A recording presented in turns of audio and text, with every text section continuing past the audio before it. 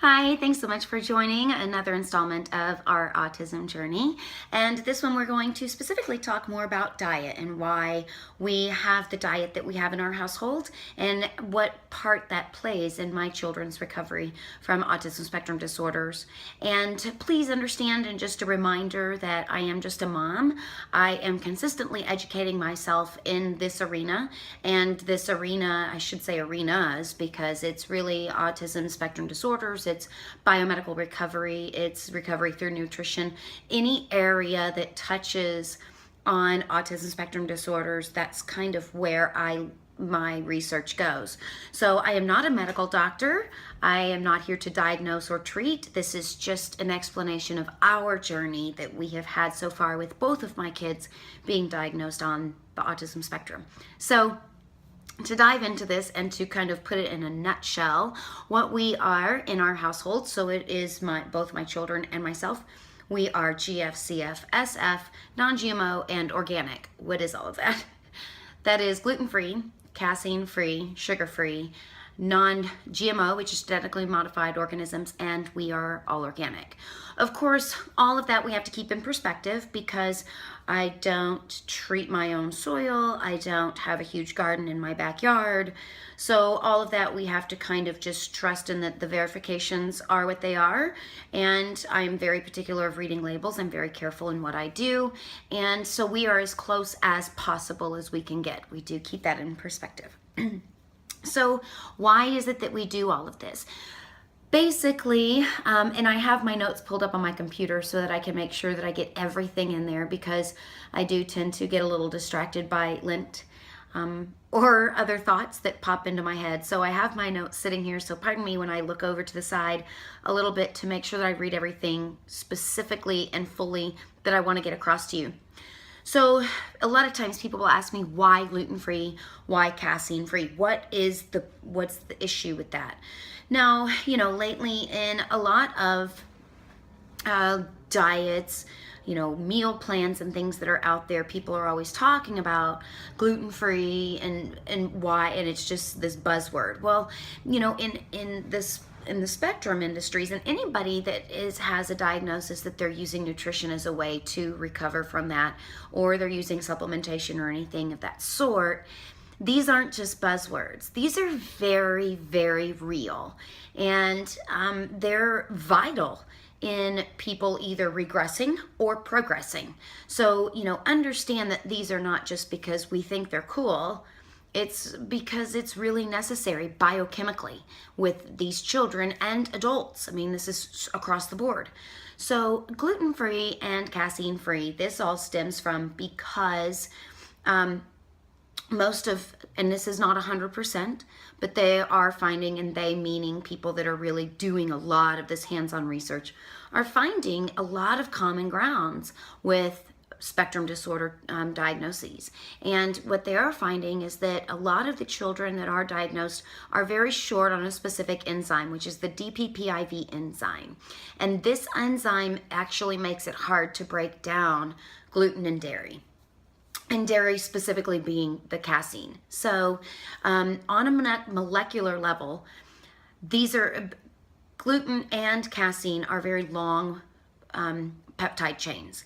And so with them short of this specific enzyme, and also a lot of children are finding there's leaky gut syndrome involved as well. So because of those two things, they can't actually break down gluten, and they cannot break down casein.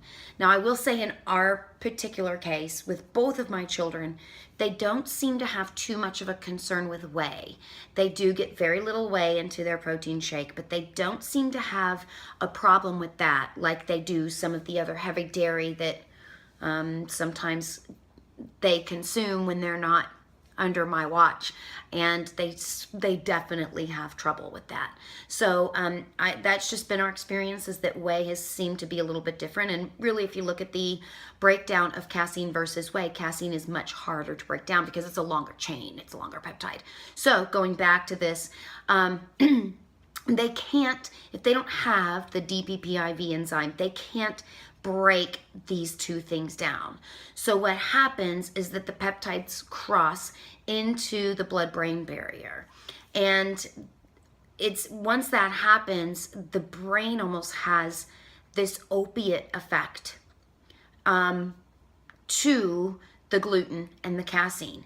And so what happens is that they're actually addicted. Their body is addicted to that reaction in the same way that somebody else, and of course it's not to this huge of a level, but you can kind of put it in perspective in looking that, you have people that are addicted to opiates. It's not just meant like they think they are. Their brain is literally addicted to them. Same thing with the gluten and the casein, is that their brains really get addicted to that cycle. And so what you find is that they're constantly in this state that just doesn't seem like your child. It doesn't seem like your baby sitting there. And you start to take those things out and you start to see those effects lessen, and they just go away. They honestly go away. So when things are gluten-free and casein-free, it's not just because it sounds cool nowadays. It's that physically and biochemically and mentally, they cannot handle those things in their diet.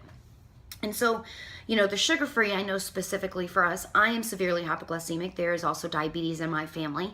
And so with the sugar, I've always kept it out of their diet. Now, I can do a whole nother segment on talking about how I actually cook their foods to handle all of these dietary plans that we have. I don't like to say restrictions because I don't view them as restrictions, but I do cook most of their food, so I can do a whole nother segment. Anyway, see, I get distracted.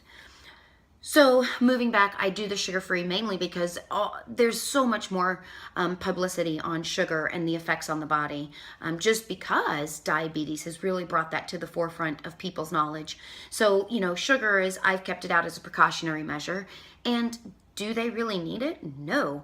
I know my 2 children are energized enough.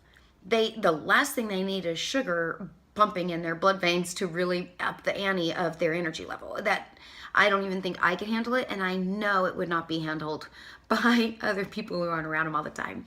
So then we move into organic and the non-GMO. So in one of my other broadcasts, I talked about the detoxing and how they physically cannot detox themselves from some of the outside chemicals, pollutants, heavy metals that they're being introduced to just by walking outside, or even just anything that we do.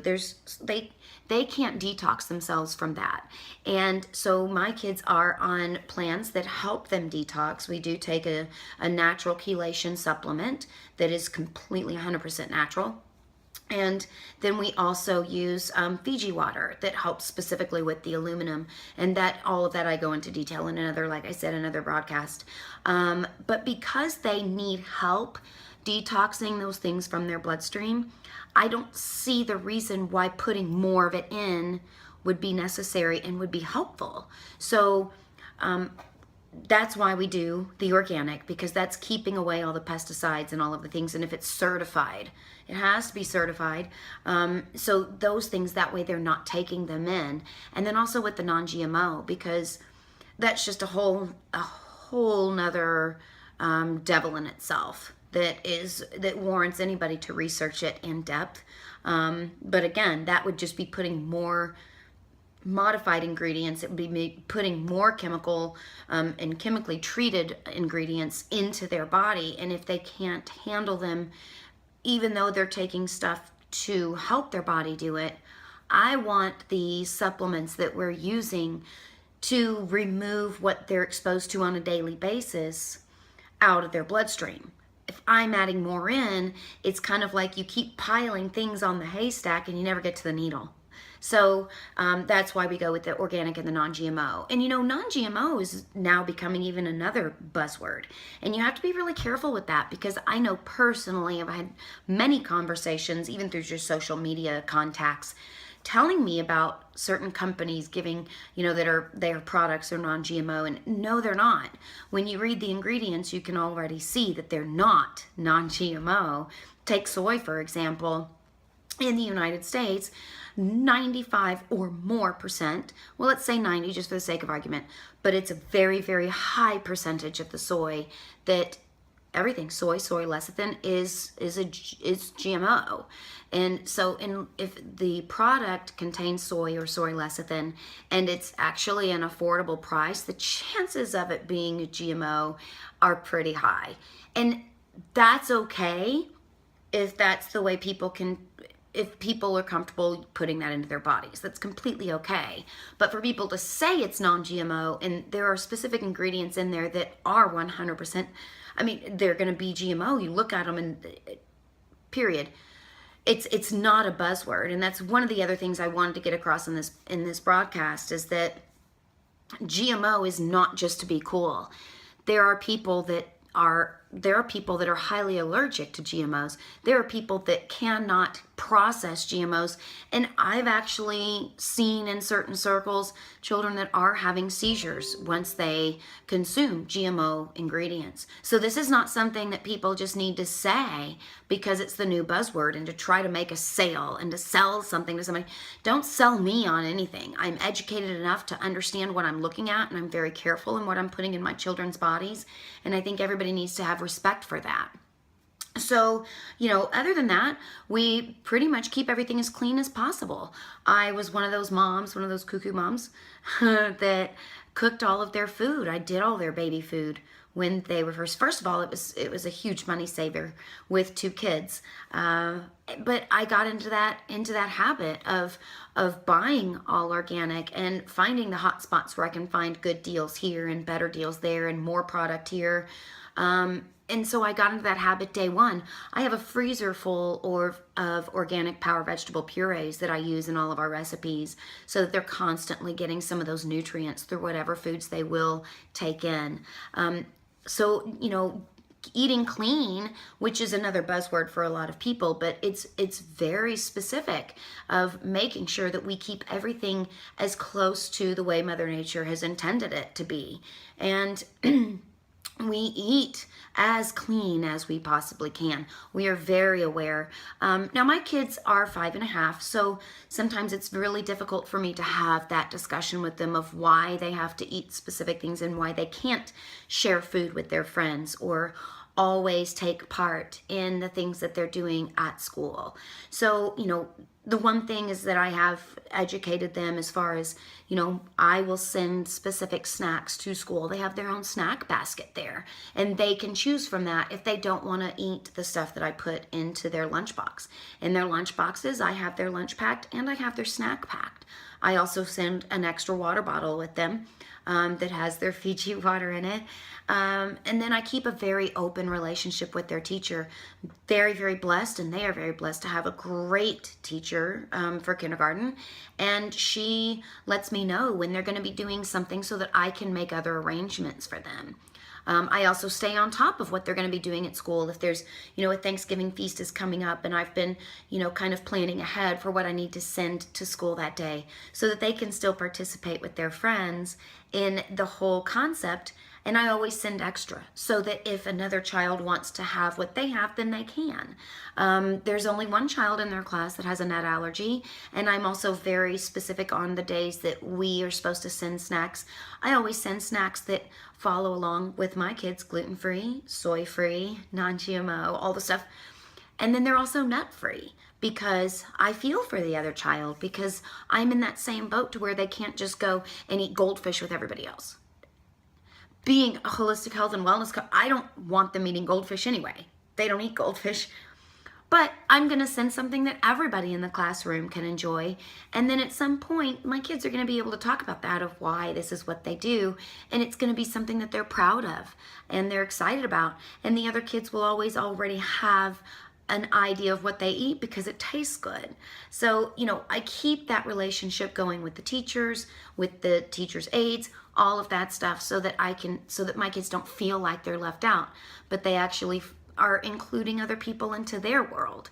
And, another thing that I wanted to get across with this broadcast is that as parents, and nowadays, ADD, ADHD, ASD, very specific and very high intense food allergies exist, and it's common for them to exist.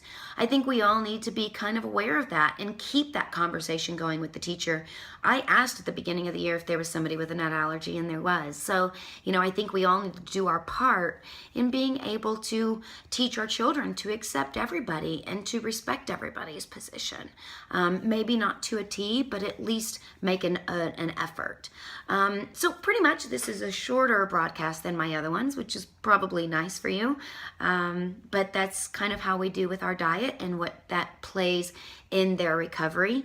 And I will say that other people that I have been working with and coaching, even just removing the gluten and the casein, they have even seen huge strides with their children, going from nonverbal to verbal, not quite making words yet, but at least attempting stronger communication. Things like that are just starting to come apart. You start peeling away all of those layers of dirt, and then finally you're going to get to your child again. So I want to thank you guys for watching. I want to thank you for subscribing. Please always find me on Facebook or Instagram and Twitter, and you can always connect with me there, or you can connect with me here. Please feel free to share any of my information with anybody that you feel would benefit, and feel free to comment below and share either your experiences or questions that you may have. Thanks again for watching. Thanks for subscribing, and I hope you have a wonderful, blessed day. I wish you love and light. Thanks.